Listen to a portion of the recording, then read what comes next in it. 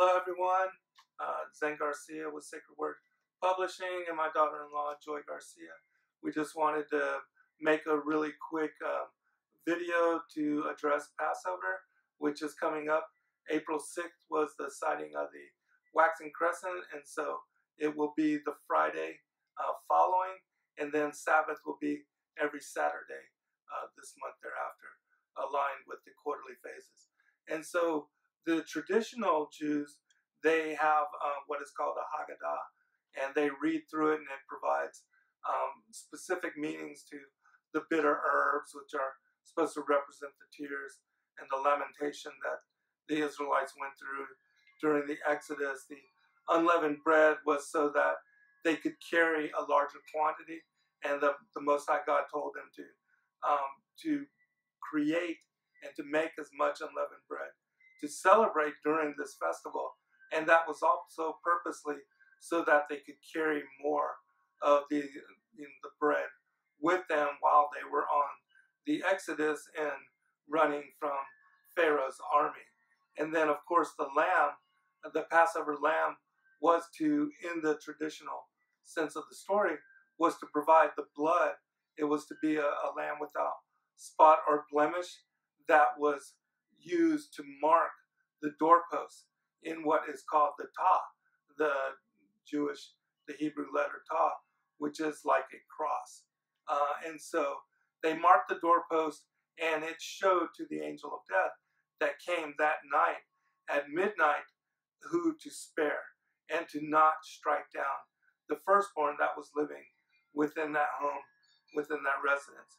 And so after the Passover lamb was sacrificed, the meal was partaken of, the angel of death at midnight came through.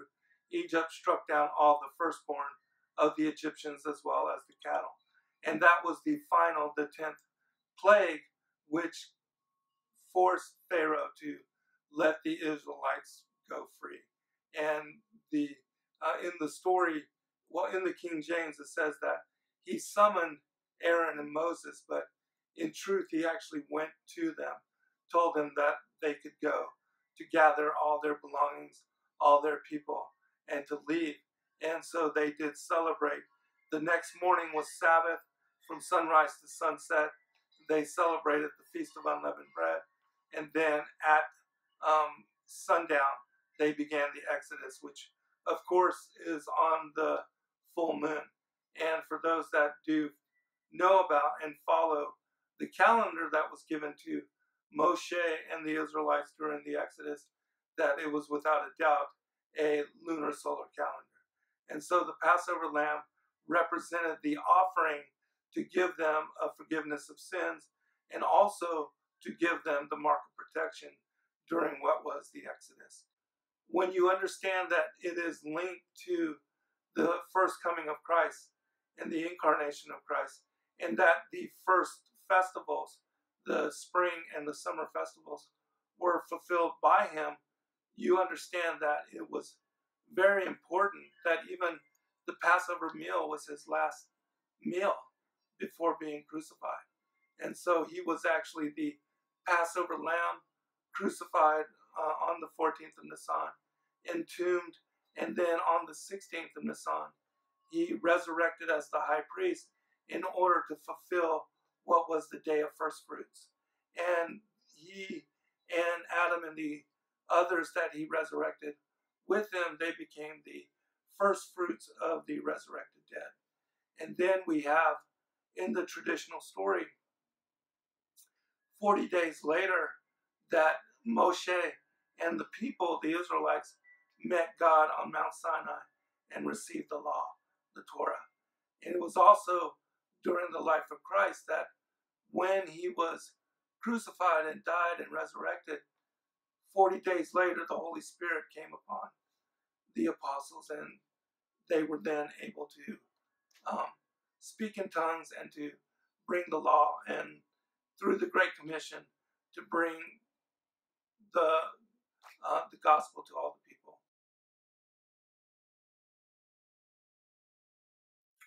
In my opinion, I do believe that the Levitical feasts that were mandated to Israel in Leviticus chapter 23, that they were given to them to be observed forever. And that we growing up, and that the Jewish traditions are part of what have now become the Christian faith. I do believe that we should honor the Most High in the way that He mandated for us, and that these celebrations of things like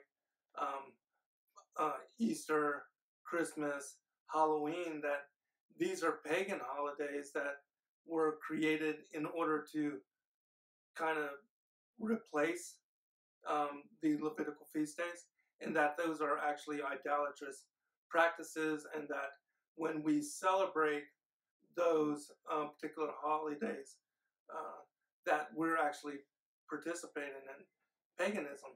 And so it is my choice and my family's choice that we do observe Passover, and especially since we know that Christ was the Passover lamb, that He was the lamb without spot or blemish that was sacrificed for the sins of the world. And that also, because we know that the three remaining feasts, the Feast of Trumpets, the Day of Atonement, and also the Feast of Tabernacles, those three feasts not being fulfilled, that Christ at the end of days with His second coming, He will fulfill them as well, exactly in the way that they were laid out by the Most High God in Leviticus 23. And so it shows to us that He and the Father are one, because Yahweh put into place in Israel, gave them these holy days to observe forever. And then Christ as the Son, when He incarnated into the flesh, both in His first and His second coming, He will be fulfilling the Levitical feast days, the 7 feast days that God had mandated for Israel to observe.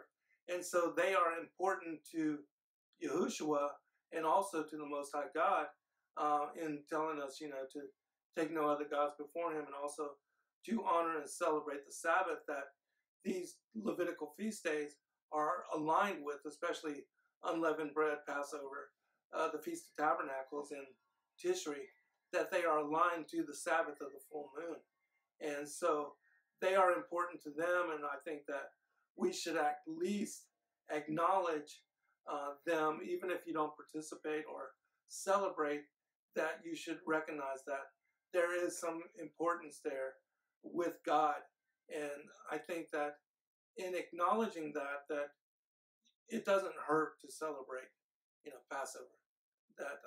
And I think it's a beautiful meal, especially when you understand the story of how the Lamb gave them protection during the Exodus, and that it was the final step which forced Pharaoh to release them from the bondage of Egypt, and that God had promised even to Abraham and to Joseph and the other 12 patriarchs. He told them prophetically that He was going to free them from this bondage after 430 years of their enslavement there in Egypt. And so it's an incredible event and occurrence and happening, and the prophecy is a promise that God would set us free, and it's also with Christ, it's a promise that He will redeem us and raise us again to our glorified bodies, and that He will then allow us to enter into the Sabbath rest, the millennial rest with Him. So I do believe that, it has importance, has its significance, and should at least be acknowledged in that way. But it's not, it's personal choice.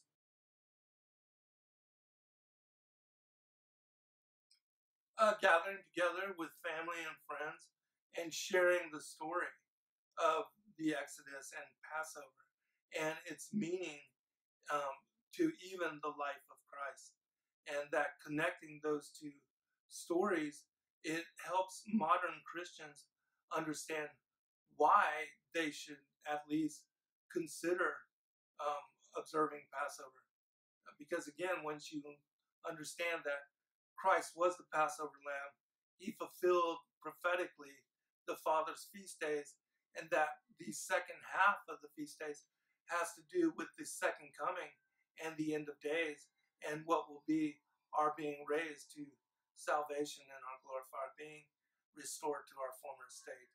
Um, that all of that is connected together. Cool. And when you say beautiful meal, do you mean just the lamb and the bitter herbs? The lamb, the bitter herbs, the matzah, of course, the unleavened bread.